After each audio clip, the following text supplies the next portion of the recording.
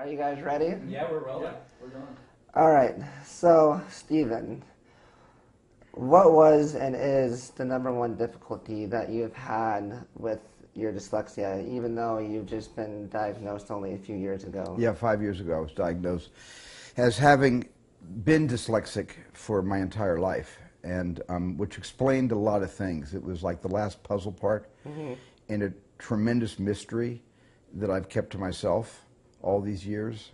Yeah. That basically started with just things that happen when you're a kid in school and you're a slow reader. Yeah. And in my case, I was actually unable to read for at least 2 years. I was 2 years behind the rest of my class, and of course I went through what everybody goes through, is teasing. Yeah. And I had to go through that for a long time. And so the teasing, led to a lot of other problems I was having in school, but it all stemmed from the fact that I was embarrassed to stand up in front of the class and read.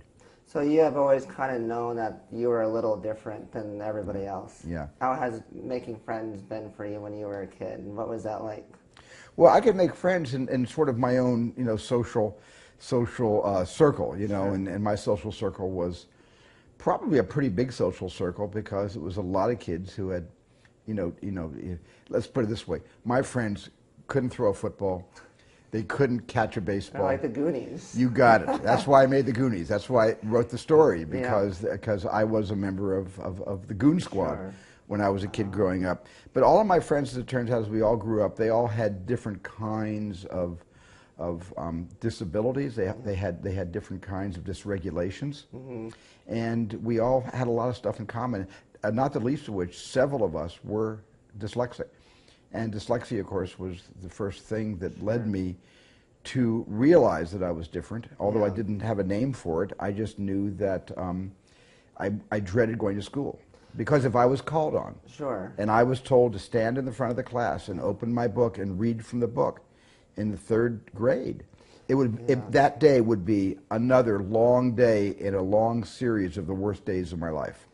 Was there ever a teacher that said, because normally the curing of dyslexia or the coping starts with a caring teacher saying, there's something a little different about you and I would like to help you. Was there ever a teacher that said, we should work on this together? Yes, there was. There were teachers that didn't quite understand why I was so behind the rest of the class in my reading skills, and talked to my parents about it. But there was nothing, we're talking about the 1950s, and there was not a program. There were not books being written about dyslexia. Nobody diagnosed me as being dyslexic, and so all they could do was assume that I wasn't studying hard enough, that I wasn't reading hard enough, that I was perhaps lazy. Yes. And which one of your parents were more involved in helping you in school? My mom. My mom, yeah. My mom was involved in things like, English and my dad was very involved with me with math and history. But they were both really, really caring parents in terms of my keeping up with my studies. And they were very, very strict about the homework, and they're very, very strict that the television set was not to go on until they checked my homework. Yeah, well, same old, right? Yeah. So when you got bullied, how did you deal with that? I got bullied. I dealt with it by making movies. Yeah. I mean, making movies was my cover-up. What was the hardest time for you in school that you remember?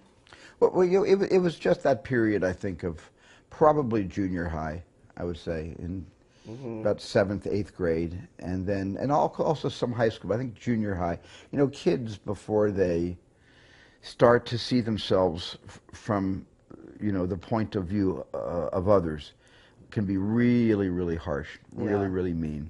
Yeah. And they can't help it, and they don't even know they're being mean. Exactly, yeah. So as an adult, I can look back and I don't have any... They don't realize the damage they're doing. I have no resentment or anything to what I went through as a kid, because I kind of understand it. Sure. But at the same time, I think it was those junior high school years that were the hardest for me. Yeah. Well, I think that's just the hardest time for every kid, because every kid is crazy whether you have dyslexia or not. Well, we all have a lot of energy growing up. Yeah, and, that energy can be put to constructive use, and sometimes it can be put to damaging use when you bully someone else, when you tease someone else, when you want to feel like you have absolute power. You don't know how to handle it. Very, very hard to, when you have that much to say. Yeah. And sometimes what you have to say is being said against others to make yourself feel superior. Yeah. And other times, but I never felt like a victim. That was the important thing. I never felt like a victim. I think movies really helped me, kind of saved me from shame, from guilt, from putting it on myself when it wasn't really, my own burden. It wasn't my burden. Sure. And I think making movies was my great escape. That's really how I was able to get away from all of that. And you think that can kind of show through your movies, you showed like how you felt, or just what you felt about the world, or what you felt about people teasing you, I guess, or what you were going through? Not really. My first movies didn't do that. My first movies were just basically imitations of movies I was going out to theaters to see. So they were pure, genre movies, war movies, westerns, science fiction. Well, and there were no statements. I made no statements. I'm talking about my 8mm movies. I'm going way back before I became a director. Yeah. And I'm just saying that in light of feeling a little bit like an outsider, movies made me feel inside my own skill set. Do you wish that you were diagnosed earlier than you were? Yes. Why? Because I wish I had somebody helping me to understand that there were many, many others like me, and even my own friends who we weren't even able to articulate what was going on in our lives. I know several of my friends were just like me, but we didn't have the skills to talk to each other about it. Sure. And I wish I had somebody in my life then that was really able to do an intervention and get me through those rough years.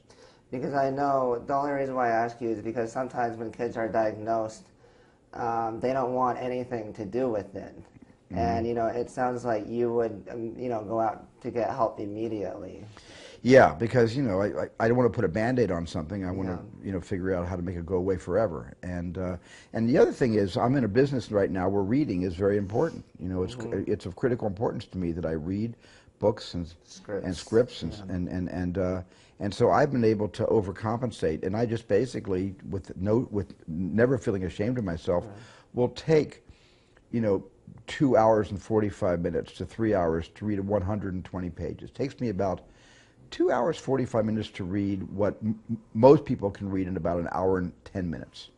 And I just know I'm still slow at reading, but I've learned to adjust. I read often, but I'm very, and here's a great thing also, I have great comprehension in what I read because I do read slowly. I retain almost everything I read. I don't just skip over things. And I'm able to appreciate the writing. I'm able to kind of really savor good writing because I really take my time going through a book or a script. I read that you dropped out of high school, but you went back to high school. Is that right? I dropped out of college. You dropped out of college, and then you were honored by the same college that... Well, I was. What happened was I began having children of my own. I dropped out of college to be a director when I was 21 or 22 years old, and I still had a couple of years left, and I think I was a sophomore when I really dropped out. And I started having kids, and my kids started growing up, and they began saying, "Well, Dad never went to college."